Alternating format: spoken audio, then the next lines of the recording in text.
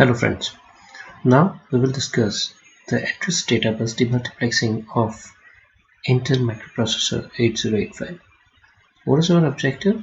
The objective would be the need for address data bus demultiplexing, the latch used for demultiplexing, various components used, and explanation of the circuit involved.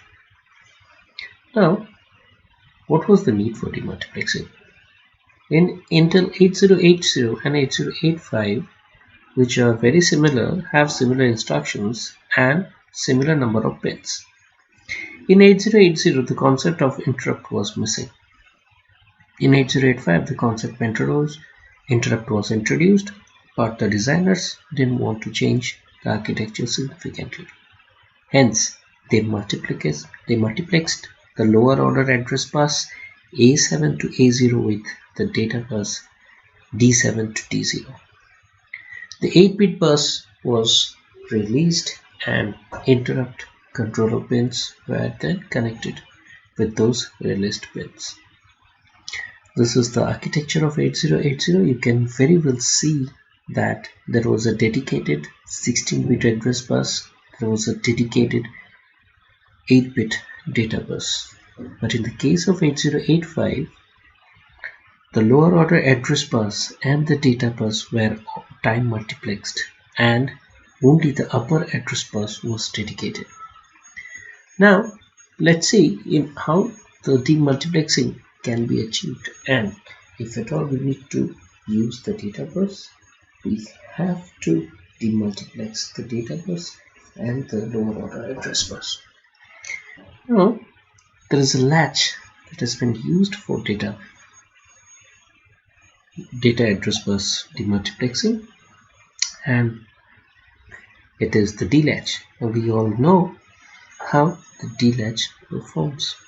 Now suppose the D-latch is presently disabled, that is, if the enable pin of the D-latch is connected to lower logic, whatever be the input at D, the output will hold the last state. So when the D-latch is enabled, whatever is there at D, irrespective of the previous state, it will be followed at the output. As you can see, when it is 1, irrespective of the previous state, the Q follows the input. Similarly, when it is 1, the Q follows the input. Now, how it is carried out in 8085? In 8085, there is an octal latch, since there are 8 pins altogether, and I have only shown one of the octal latch, and it is understood that there are other 8 latches here inside. Now the upper address bus is dedicated, but what happens to the lower order address bus? It is time multiplexed. So in order to use it separately, we need to demultiplex it. So the ALE pin of the microprocessor is directly connected to the enable input. AD0 to AD7 are connected to other 8 latches inside.